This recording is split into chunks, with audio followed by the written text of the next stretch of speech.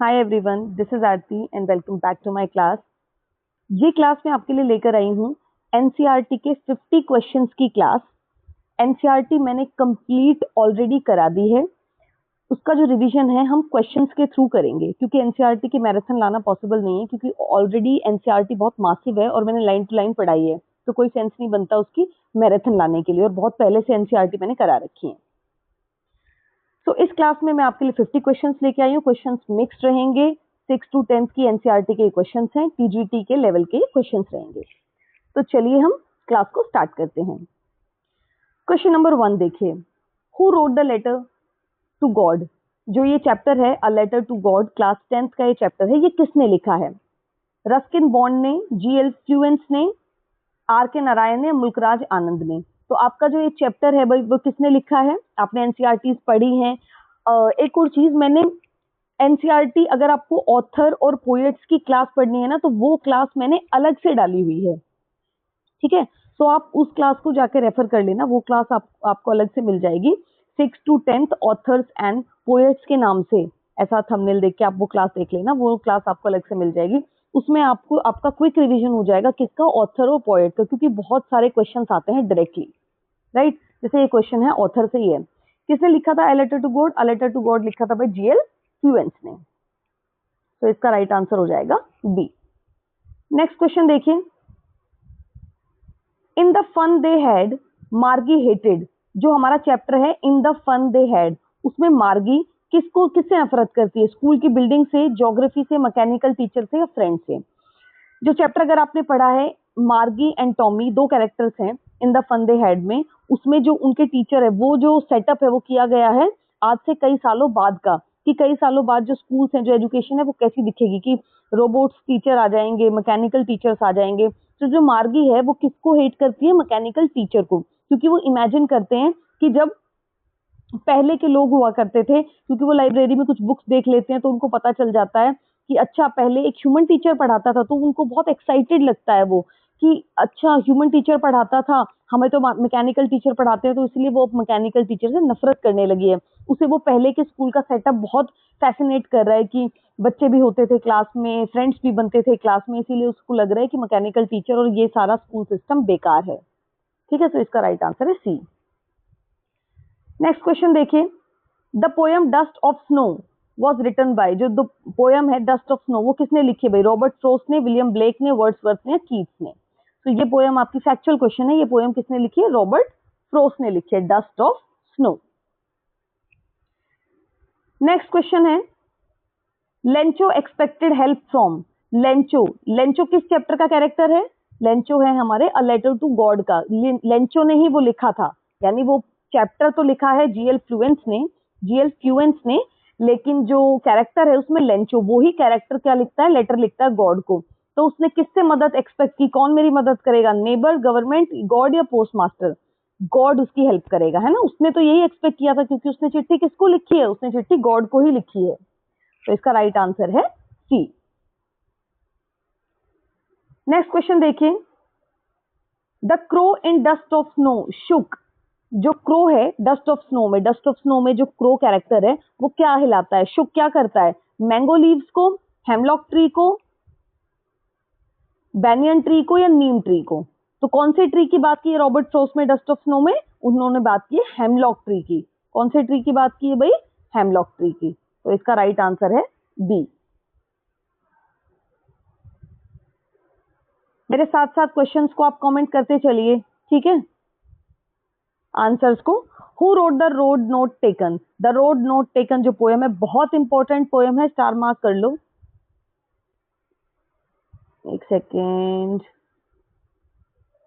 ये जो पोएम है ये किसने लिखी है भाई?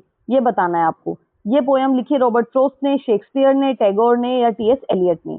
तो ये पोएम आपकी लिखी है रॉबर्ट फ्रॉस्ट ने, ठीक है? The road not taken is written by Robert Frost, जिसमें वो किसकी बात करते हैं? दो चॉइसेस की बात करते हैं, कि हमेशा इंसान के पास दो रोड्स होते हैं, यानी दो चॉइसेस होती हैं, और जिस चॉइस पर वो नहीं चलता है, हो सकता है उस पर चलने से वो कुछ और बन सकता था, है ना? क्योंकि जिंदगी क्या है? चॉइसेस का खेल है।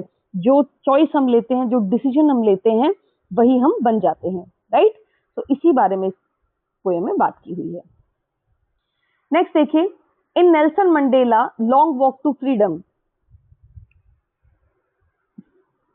फ्रीडम मीन्स, जो नेल्सन मंडेला का जो चैप्टर है the long walk to freedom, उसमें फ्रीडम का क्या मतलब है? Political power, personal liberty only, respect and dignity for all, या वेल्थ? उसमें क्या बात करते हैं? क्या पॉलिटिकल पावर की बात करते हैं? क्या पर्सनल लिबर्टी की ओनली बात करते हैं?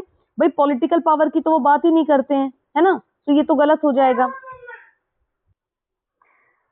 पर्सनल लिबर्टी की बात करते हैं ओनली? नहीं, पर्सनल लिबर्टी की वो बात करते हैं, लेकिन सिर्फ पर्सनल लिबर्टी की बात नहीं करते हैं। वेल्थ की बात करते हैं, सिर्फ पैसों की नहीं।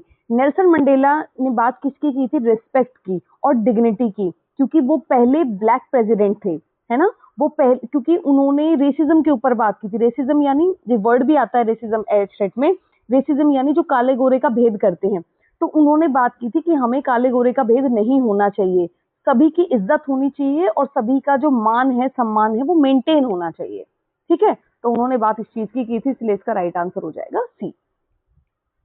नेक्स्ट क्वेश्चन देखिए, the story a triumph of surgery revolves around, जो स्टोरी है अ ट्रिम्फ ऑफ सर्जरी किसके अराउंड रिवॉल्व करती है? डॉक्टर के अराउंड, डॉग के अराउंड, हॉर्स के अराउंड, या कैट के अराउंड? एक डॉक्टर तो उसमें होता है, लेकिन उसमें जो मेन कैरेक्टर होता है पूरी स्टोरी में, किसको सेंटर में रखा गया है? डॉग को, जो कि है एक, जिसका नाम ट्रिकी है, जिसकी जो मालकिन है ना, जिसकी जो ऑनर है, वो उसको बहुत ओवर फीडिंग कराती है, बहुत खाना खिलाती है, और उनको लगता है कि खाना खिलाने से ये ठीक हो गई, इसको तो बीमारी हो गई है। और जब वो डॉक्टर के पास लेके जाती है तो डॉक्टर उनको बोलता है कि मैंने सर्जरी करी है इसकी और ये ठीक हो जाएगा, लेकिन हकीकत में डॉक्टर ने कोई सर्जरी नहीं की होती, उसको कोई एक भी दवाई नहीं दी होती, सिर्फ उसको खाना नहीं खिलाया डॉक्टर ने कुछ दिन, और ओवर फीडिंग से उसको बचाया, यानी उसको खाना नहीं खिलाया, उसके स्टमक को एम्प्टी किया, उसी से वो अपने आप ठीक हो गया। ठीक है, इसी को उन्होंने नाम दे दिया चैप्टर का अ ट्रिम्फ ऑफ सर्जरी, यानी सर्जरी की जीत हुई। लेकिन असल में अगर क्वेश्चन आ जाए तो इस चैप्टर में कोई सर्जरी नहीं हुई है। ठीक है, सिर्फ उसको ओवर फीडिंग, क्वेश्चन आ सकता है आपसे कि क्यों बीमार हो गया था ट्रिकी? ओवर फीडिंग की वजह से, राइट। तो इसका राइट आंसर है बी। देखो, इससे आपका रिवीजन भी होता चल रहा है, हर चैप्टर की आपको बैक स्टोरी बताती चल रही हूँ, तो समरी आपकी ऑलरेडी क्लियर हो रही है। नेक्स्ट देखिए, the snake and the mirror was written by, जो स्नेक एंड द मिरर जो हमारी स्टोरी किसने लिखी है? वाइकम मोहम्मद बशीर ने, रस्किन बॉन्ड ने, कल्कि ने, विक्रम सेठ ने। तो ये फैक्ट बेस्ड क्वेश्चन है, किसने लिखी है? वाइकम मोहम्मद बशीर ने लिखी है। तो इसका राइट आंसर हो जाएगा ए। नेक्स्ट है टाइगर इन अ जू, जो टाइगर है, टाइगर इन द जू में, वो कैसा है? हैप्पी है, एक्साइटेड है, एंग्री एंड कन्फाइंड है, या स्लीपिंग है? हैप्पी तो वो नहीं है, क्योंकि टाइगर जो है वो कहाँ बिलोंग करता है? जंगल में बिलोंग करता है, वो जू में बिलोंग नहीं करता। कोई भी वाइल्ड एनिमल जू में बिलोंग नहीं करता, और मैं पर्सनली जू को सपोर्ट नहीं करती हूँ। एक्साइटेड, कैसे एक्साइटेड हो सकता है ना? अगर आपको आपके घर से निकालकर जेल में डाल दिया जाए तो आप एक्साइटेड हो सकते हो? नहीं हो सकते हो। एंग्री एंड कन्फाइंड, बिल्कुल वो गुस्से में है ना, उसको उसको रोष है, उसके अंदर गुस्सा है, क्योंकि वो जहां बिलोंग करता है उसकी फ्रीडम छिन गई है, उसकी आजादी छिन गई है, उसका जो नेचुरल जैसा उसका बिहेवियर है, जैसा तरीका है जंगल में रहने का, क्योंकि वो जंगली जानवर है, उसको आप जू में बंद नहीं कर सकते हो। ठीक है, तो इसका राइट आंसर है सी, वो गुस्सा है। नेक्स्ट है क्लास 8 के एनसीईआरटी से कुछ क्वेश्चन देख लीजिए। Who wrote the best Christmas present in the world, जो ये चैप्टर है best Christmas present in the world, ये किसने लिखा है? भी मोरपुर्गो ने, माइकल मोरपुर्गो ने। सीधा बताऊंगी क्योंकि फैक्ट बेस्ड क्वेश्चन है, चाहे फर्स्ट नेम याद कर लेना, चाहे सेकंड नेम याद कर लेना, आपको बस याद कर लेना है, क्योंकि एमसीक्यूज आते हैं, आपको बस पढ़ के पता चल जाना चाहिए किसने लिखा है। माइकल मोरपुर्गो ने लिखा है।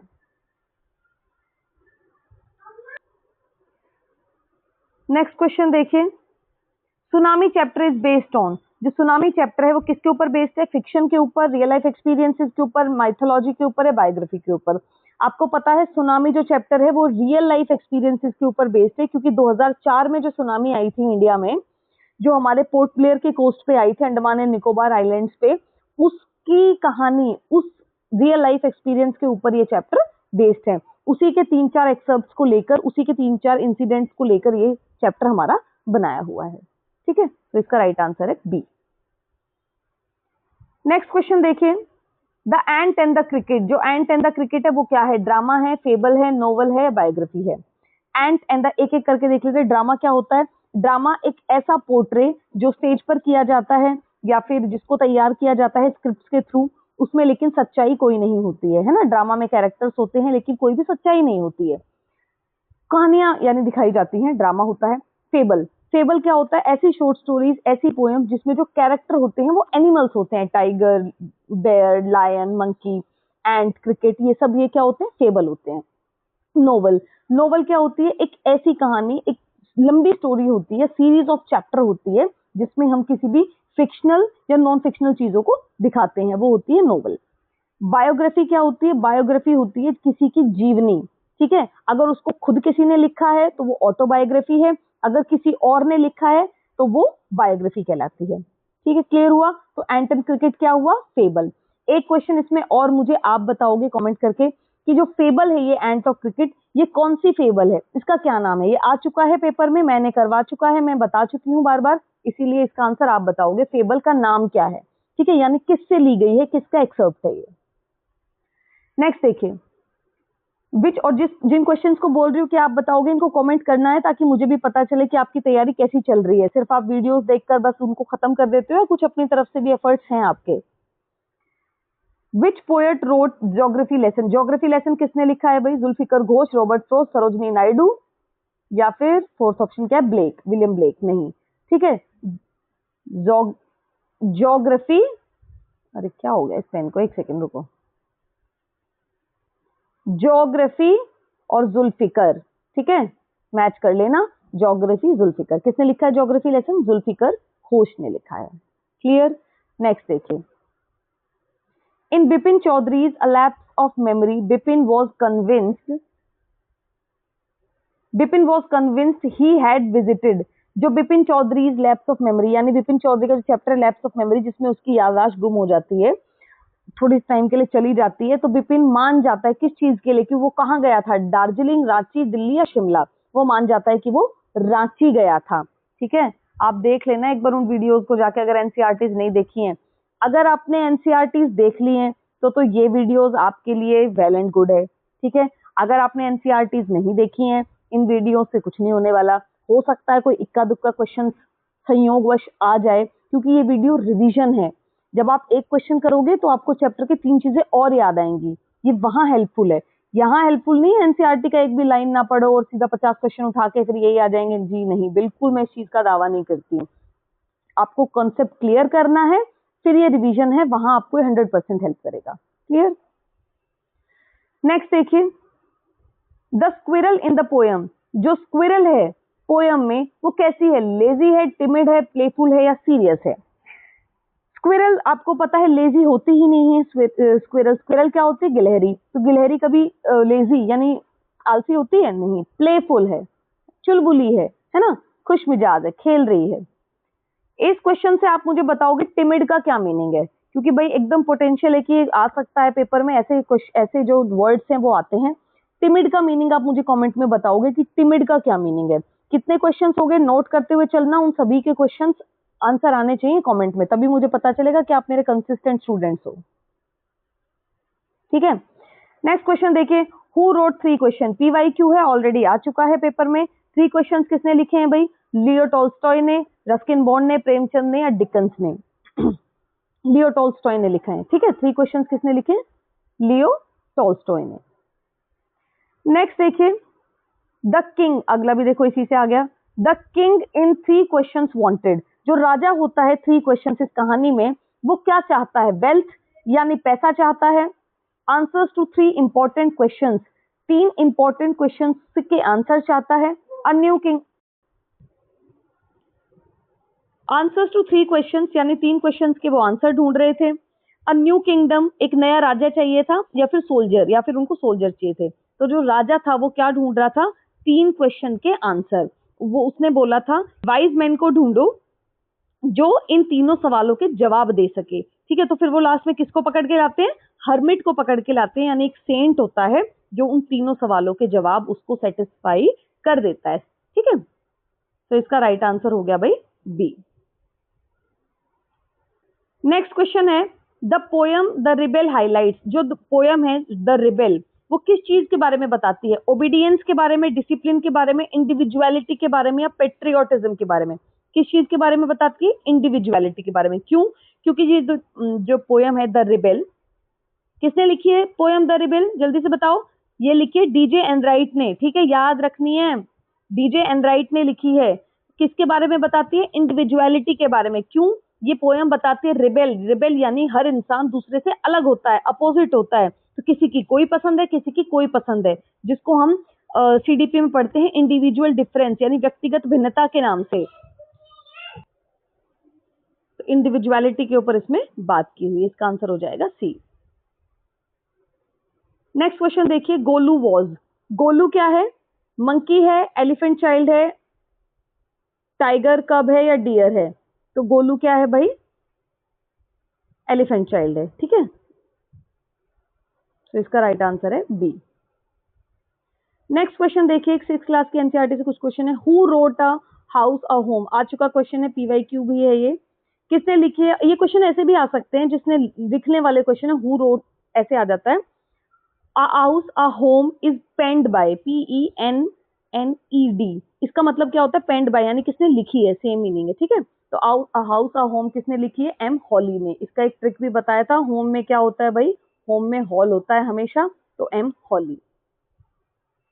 नेक्स्ट क्वेश्चन देखिए, कल्पना चावला वॉज, सबको पता है कल्पना चावला क्या थी? टीचर, साइंटिस्ट या एस्ट्रोनॉट थी, और डॉक्टर थी या इंजीनियर थी सिर्फ? तो कल्पना चावला हमारी क्या थी? साइंटिस्ट, स्पेस साइंटिस्ट और एस्ट्रोनॉट थी, जो स्पेस पर जाने वाली पहली महिला थी। अब मुझे जल्दी से कमेंट करके बताइए, कल्पना चावला कहाँ से बिलोंग करती है इंडिया में, ठीक है, यानी उनका बर्थ प्लेस क्या है, कहाँ पैदा हुई है वो इंडिया में, ठीक है। आ चुका क्वेश्चन है, इसीलिए मैं बोल रही हूँ आपको, कमेंट करके बताइए। नेक्स्ट क्वेश्चन देखिए, the story the banyan tree was written by, जो कहानी है द बैनियन ट्री, ये किसने लिखी है? रस्किन बॉन्ड ने लिखी है, टैगोर ने लिखी है, रविंद्रनाथ टैगोर ने, प्रेमचंद ने लिखी है, नारायण ने लिखी है? तो ये किसने लिखी है भाई? रस्किन बॉन्ड ने। बैनियन ट्री किसने लिखी है? रस्किन बॉन्ड ने। नेक्स्ट क्वेश्चन है, तारोज रिवॉर्ड वॉज गिवन, तारो को रिवॉर्ड क्यों दिया गया था? क्योंकि वो अमीर था, क्योंकि हार्ड वर्किंग था और बहुत दयालु था, क्लेवर था, या लकी था? तो तारो क्यों उसको रिवॉर्ड दिया गया था? क्यों उसको वो सेक जो ड्रिंक था उसको ही मिला? कोई और जाता था तो पानी लगता था, वो जाता था तो उसको सेक मिल जाता था। सेक क्या है? जापानीज ड्रिंक है, एक टेस्टी जापानीज ड्रिंक है, आ सकता है क्वेश्चन। तारो बहुत हार्ड वर्किंग था और काइंड था, इसीलिए उसको ही रिवॉर्ड मिला। जो इंसान मेहनत करता है, जो इंसान ऑनेस्ट होता है अपने काम के प्रति, अपनी जिंदगी के प्रति, लोगों के प्रति, उसी को भगवान रिवॉर्ड देते हैं, ठीक है। तो इसीलिए उसको रिवॉर्ड मिला था। मुझे ये बताओ कि तारो क्या करता था? तारो क्या करता था? तारो था वुड कटर। क्या था भाई? वुड कटर था। मेहनत करता था, लकड़ी काटता था, जंगल में जाके अपने फादर की इच्छाओं को पूरा करना चाहता था, अपने फादर को खुश करना चाहता था, सेक को लेना चाहता था। इतनी मेहनत कर रहा था तो उसको झरना दिखा, झरना दिखा तो वहां पर वो गया, उसने देखा तो अरे ये तो सेक है, बॉटल में अपने पापा के लिए भर के गया, वहां लोगों को सबको बता दिया। जब वहां भीड़ इकट्ठी हुई, जब वो लोग भी उसको पीने के लिए गए, लेकिन उनको पता चला कि ये तो सेक नहीं है, ठीक है, ये तो पानी है। लेकिन जब तारो उसको ड्रिंक करता था तो वो सेक था। तो सिर्फ तारो के लिए ही वो सेक क्यों था? क्यों तारो को ही वो रिवॉर्ड मिला? क्योंकि तारो हार्ड वर्किंग था, ऑनेस्ट था, काइंड था, ठीक है। चलिए नेक्स्ट क्वेश्चन देखिए, in who did पैट्रिक्स homework Patrick was helped bye, Patrick का होमवर्क किसने किया? किसने हेल्प की थी पैट्रिक की? टीचर ने, फ्रेंड ने, एल्फ ने, या मदर ने? तो किसने हेल्प की थी पैट्रिक की? एल्फ ने की थी। एल्फ क्या था? छोटी सी डॉल, और doll, little doll named Elf. Question आ सकता है, नहीं आया हुआ भी है, और पूरे पूरे चांसेस है कि आ सकता है, इसलिए याद रखेंगे। लेकिन अगर आपसे सवाल ये पूछ लिया जाए कि असल में इन रियल पैट्रिक का होमवर्क किया किसने था, तो पैट्रिक का होमवर्क उसने खुद ने ही किया था, ठीक है। क्योंकि वो एल्फ उससे बार बार पूछ रहा था, मुझे मैथ्स नहीं आता, मुझे साइंस नहीं आता, मुझे इंग्लिश नहीं आती, तो अल्टीमेटली क्या हुआ कि उसने खुद ही होमवर्क किया, और उसके बाद उसके कितने ग्रेड आए? ए ग्रेड आया क्लास में। क्लियर? नेक्स्ट देखिए, fire and ice was written by, fire and ice जो हमारी पोयम है वो किसने लिखी है भाई? रॉबर्ट फ्रोस्ट ने लिखी है, शेक्सपियर ने लिखी है, विलियम ब्लेक ने लिखी है, जॉन कीट्स ने लिखी है। तो फायर एंड आइस जो हमारी पोयम है वो लिखी है रॉबर्ट फ्रोस्ट ने, जहां पर उन्होंने बोला है कि या तो जो हमारा वर्ल्ड है it will and by fire और विद आइस। ठीक है, या तो वो आग से खत्म होगा या आइस से खत्म होगा, जहां पर उन्होंने आग, नफरत को और गुस्से को, ठीक है, इस चीज को सिंबलाइज किया है फायर और आइस से। नेक्स्ट देखिए, the theme of the last leaf.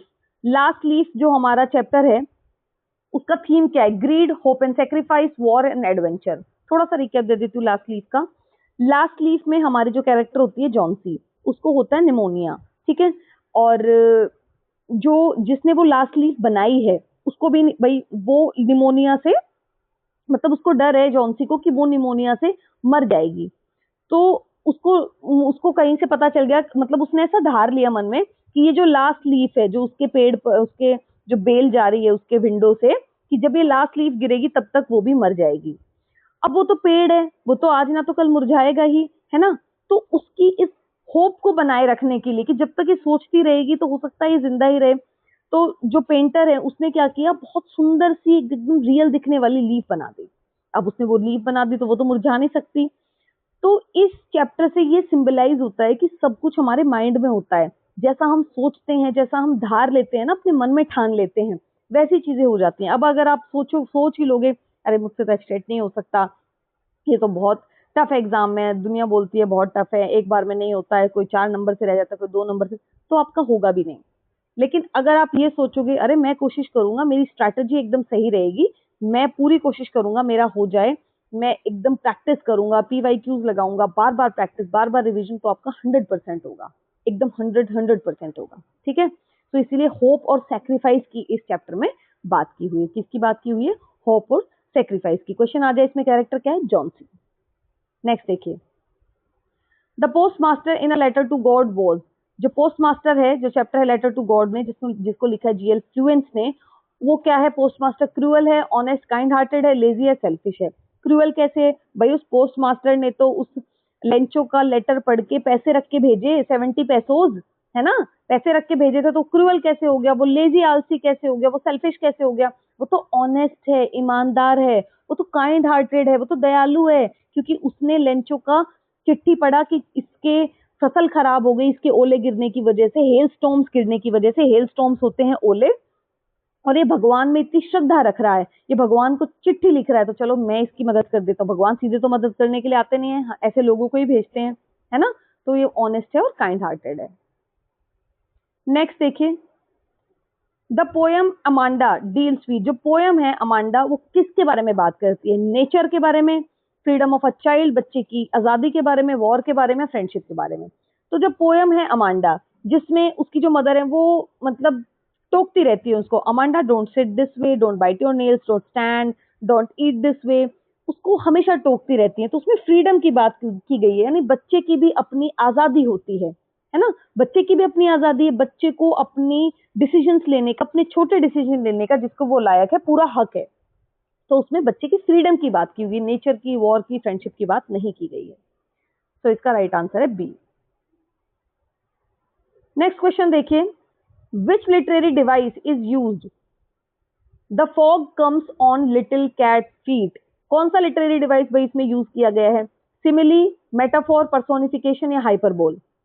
Simile क्या होता है? जब हम कंपैरिजन करते हैं एज का या लाइक का यूज करके, जैसे मैं बोलूं this the mango is just like sugar, ठीक है, एकदम मीठा है, तो लाइक का यूज करके जब कंपैरिजन किया जाए तो वो क्या होता है भाई? सिमिली। मेटाफोर क्या होता है? सीधा comparison, all world is a stage, यानी शेक्सपियर की जो इंपॉर्टेंट लाइन है जिसको हम प्ले में बोलते हैं, all world is a stage, यानी पूरा जो हमारा संसार है वो एक स्टेज है ना, और हम सब इसमें क्या है? कैरेक्टर्स हैं। तो ये क्या है? मेटाफोर है, डायरेक्ट कंपैरिजन है, ना एज का यूज किया ना लाइक का यूज किया।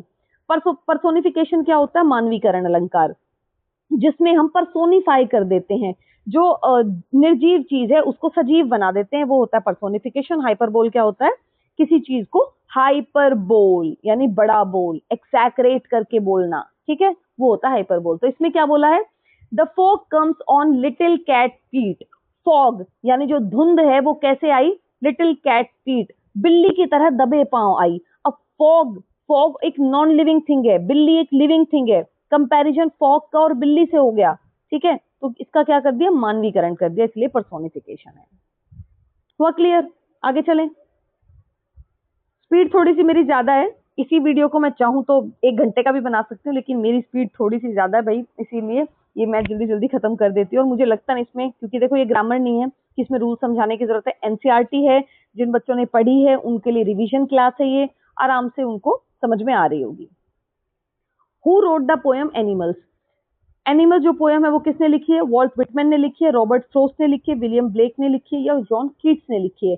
तो जो एनिमल पोएम है वो लिखी है हमारी किसने? वॉल्ट विटमैन ने। किसने लिखी है? वॉल्ट विटमैन ने।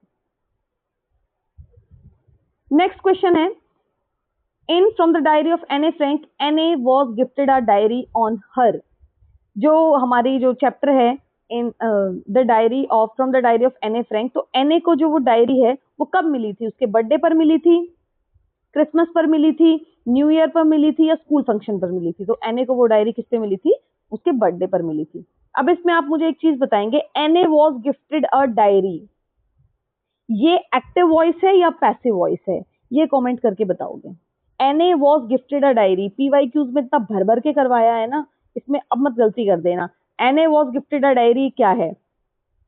पैसिव वॉइस है या एक्टिव वॉइस है? इसको कमेंट करके बताओ। नेक्स्ट क्वेश्चन देखिए, the poem wind was written by, जो पोएम है विंड वो किसने लिखी है भाई? सुब्रमण्या भारती ने, कमला दास ने, सरोजिनी नायडू ने, तोरू दत्त ने। तो जो ये पोएम है विंड, ये लिखी है भाई सुब्रमण्या भारती ने। किसने लिखी है? सुब्रमण्या भारती ने। नेक्स्ट क्वेश्चन है, what was the name of black aeroplane pilot? जो ब्लैक एरोप्लेन का जो पायलट है उसका क्या नाम है? लेंचो है, मंडेला है, ट्रिकी है, या मेंशन नहीं है? तो इसका कोई भी नाम मेंशन नहीं है। लेंचो नाम था लेटर टू गॉड में, उस इंसान का, उस किसान का, उस फार्मर का जो चिट्ठी लिखता है। मंडेला नाम नेल्सन मंडेला का, और ट्रिकी नाम है उस डॉग का जिसको बीमारी हो जाती है ओवरफीडिंग की वजह से, ट्रिम्प ऑफ सर्जरी में। तो इसीलिए इसका कोई भी नाम मेंशन नहीं है, तो इसका राइट आंसर है बी। नेक्स्ट क्वेश्चन देखिए, in glimpses of India Coorg is famous for. जो हमारा चैप्टर है ग्लिम्पसेस ऑफ इंडिया, जिसमें 3-4 जगहों की बात की गई है, इसमें कूर्ग जो है वो किस चीज के लिए फेमस है? टी गार्डन्स के लिए, कॉफी प्लांटेशन के लिए, सिल्क इंडस्ट्री के लिए, या कॉटन फार्मिंग के लिए? ये किसके लिए फेमस है? कूर्ग। कूर्ग फेमस है कॉफी प्लांटेशन के लिए। किसके लिए फेमस है भाई? कॉफी प्लांटेशन के लिए। अब मुझे ये और बता दो, जो कूर्ग है ये लिखा किसने है? ये और कमेंट करके बता दो कि जो कूर्ग है ये किसने लिखा है, इसके ऑथर कौन है? नेक्स्ट है, who wrote the tale of custard dragon? Tale of custard dragon किसने लिखी है? ऑगडन नैश ने, रॉबर्ट फ्रोस्ट ने, कैरोलिन वेल्स ने, या लुइस कैरोल ने? तो टेल ऑफ कस्टर्ड ड्रैगन लिखी है ऑगडन नैश ने। ड्रैगन ऑगडन ऐसे याद कर सकते हो, ड्रैगन ऑगडन, ऑगडन ड्रैगन। ठीक है, मिल रहा है ना, मैच कर रहा है ना, ऐसी ट्रिक बनानी पड़ती है भाई, है ना? तो इसका राइट आंसर है ए। नेक्स्ट क्वेश्चन देखिए, the young seagull in his first flight was afraid of. जो यंग सीगुल है वो अपनी फर्स्ट फ्लाइट में किस चीज से डरता है? वाटर से, पानी से, फ्लाइंग यानी उड़ने से, अंधेरे से, या हंटर से यानी शिकार किए जाने से? तो जो यंग सीगुल है वो अपनी फर्स्ट फ्लाइट में किससे डरता है? वाटर से। किससे डरता है भाई? सॉरी, वाटर से नहीं, फ्लाइंग से, उड़ने से डरता है। फर्स्ट फ्लाइट है ना, पहली उसकी उड़ने की जो कहानी है, उसका उड़ने के वो डर को ओवरकम करता है फ्लाइंग से। नेक्स्ट देखिए, इन madam rides the bus Valli's favourite pastime was. Time pass नहीं होता है, पास टाइम होता है, ये चीज और सीखने को मिल रही है इसमें, है ना? टाइम पास हम बोलते हैं, टाइम पास, टाइम पास में तो क्या बोलता है? पास टाइम। रीडिंग बुक्स, किताबें पढ़ना, गलियों को देखना, प्लेइंग गेम्स यानी गेम्स खेलना, या सिंगिंग सॉन्ग्स गाने गाना? क्या उसका फेवरेट पास टाइम है वल्ली का? तो वल्ली को क्या पसंद है? स्ट्रीट्स को देखना। वो अपने दरवाजे के बाहर खड़ी होकर ऐसे उन गलियों को देखती रहती है, बसेस को देखती रहती है जो जा रही है, और वो हमेशा फैसिनेट करती रहती है, पैसे जोड़ती है किस चीज के लिए? कि वो भी एक दिन बस में ट्रैवल करेगी। तो उसको क्या पसंद है? गलियों को देखना। ठीक है भाई, चलें आगे। Who wrote the ball poem? The ball poem किसने लिखी भाई? जॉन बेरीमैन ने, वॉल्ट विटमैन ने, लेस्ली नॉरिस ने, ऑगडन नैश ने? तो किस क्या द बॉल पोएम लिखी किसने? जॉन बेरीमैन ने। ठीक है, जॉन बेरीमैन ने। वॉल्ट विटमैन ने कौन सी लिखी है? The animals. लेस्ली नॉरिस ने कौन सी लिखी है? Tiger in the zoo. और ऑगडन नैश ने कौन सी लिखी है, अभी बताई थी, tale of custard dragon. Clear. Next देखिए, the central idea of the trees is, जो हमारा चैप्टर है, जो हमारी पोयम है द ट्रीज, इसका सेंट्रल आइडिया क्या है, थीम क्या है, किस बारे में बात की गई है। इंपॉर्टेंस ऑफ फॉरेस्ट, फॉरेस्ट की इंपॉर्टेंस के बारे में, freedom and escape from confinement यानी आजादी के बारे में, एनवायरमेंटल पॉल्यूशन के बारे में, या फ्रेंडशिप विद नेचर के बारे में कि नेचर से हमारी फ्रेंडशिप होनी चाहिए। तो इसमें बात की है एड्रीन रिच ने। द ट्रीज किसने लिखी, एक ट्रीज है, एक द ट्रीज है। द ट्रीज किसने लिखी है, एड्रीन रिच ने लिखी है। इसमें क्या बात की है, द ट्रीज में फ्रीडम के बारे में बात की है कि मतलब कैसे हम बंधे हुए हैं चीजों से, है ना, कन्फाइंड है, हमें उससे आजादी चाहिए, उससे हमें भाग जाना है, उससे हमें गायब हो जाना है। ठीक है, तो ये किसने, इसका क्या है भाई, freedom and escape from confinement. Next question देखिए, who wrote the chapter the 100 dresses 1 and 2। जो चैप्टर है 100 ड्रेसेस 1 एंड 2 वो किसने लिखा है, एन ए फ्रैंक ने लिखा है, एल्बसोर एस्टर ने लिखा है, इलियनर एस्टिस ने लिखा है, या फिर कैथरीन मैनफील्ड ने लिखा है। तो ये जो चैप्टर है ये आपका किसने लिखा है, एलियनर एस्टिस ने लिखा है। किसने लिखा है, एलियनर एस्टिस ने। ठीक है भाई। नेक्स्ट क्वेश्चन देखिए, Wanda Petronski was famous in her class for having. जो वांडा पेट्रोस्की है, इसी में, इसी ऊपर वाले चैप्टर में जो जस्ट अभी 41 क्वेश्चन करवाया, उसी चैप्टर में 100 शूज के लिए, 100 ड्रेसेस के लिए, 100 बुक्स के लिए, 100 डॉल्स के लिए, किस चीज के लिए फेमस है वो, 100 ड्रेसेस के लिए। ठीक है, तो इसका राइट आंसर है बी। नेक्स्ट क्वेश्चन देखिए, the poem fog was written by. जो पोएम है द फॉग वो किसने लिखी है, कार्ल सैंडबर्ग ने लिखी है, रॉबर्ट फ्रोस्ट ने लिखी है, वॉल्ट विटमैन ने लिखी है, लेस्ली नॉरिस ने लिखी है। वो पोयम भाई किसने लिखी है, द फॉग, फॉग लिखी है आपकी कार्ल सैंडबर्ग ने। किसने लिखी है, कार्ल सैंडबर्ग ने। कैसे याद रख सकते हो, फॉग भी धुंधली धुंधली होती है, और सैंड यानी मिट्टी से भी धुआं धुआं, आंधी आ जाती है, सब धुंधला धुंधला हो जाता है। ठीक है, ऐसे याद रख सकते हो। तो कार्ल सैंडबर्ग ने लिखी है। नेक्स्ट है the in Mijbil the otter. Mij क्या है, आपको क्वेश्चन से पता चल रहा है, मिजबिल द ऑटर में मिज क्या है, ऑटर है। ठीक है भाई। नेक्स्ट क्वेश्चन है, who wrote a baker from Goa. A baker from Goa ये किसने लिखी है, लूसियो रोड्रिग्यूज ने लिखी है, रस्किन बॉन्ड ने लिखी है, विक्रम सेठ ने लिखी है, आर के नारायण ने लिखी है। तो अ बेकर फ्रॉम गोवा किसने लिखी है, लूसियो रोड्रिग्यूज, क्योंकि ये जो सरनेम है ये गोवा में ही पाए जाते हैं। ठीक है, ऐसे भी याद रख सकते हैं। आपको कोई बंगाली कोई क्रिएशन है, कोई बंगाली कोई चैप्टर है ना, वो आपको पता है किसी बंगाली ऑथर ने लिखा होगा, आर एन टैगोर ने लिखा होगा, अमर्त्य सेन ने लिखा होगा, है ना, घोष ने लिखा होगा, किसी बोस ने लिखा होगा। ऐसे आप तुक्का भी लगा सकते हो, तुक्का इंटेलिजेंटली लगाना है।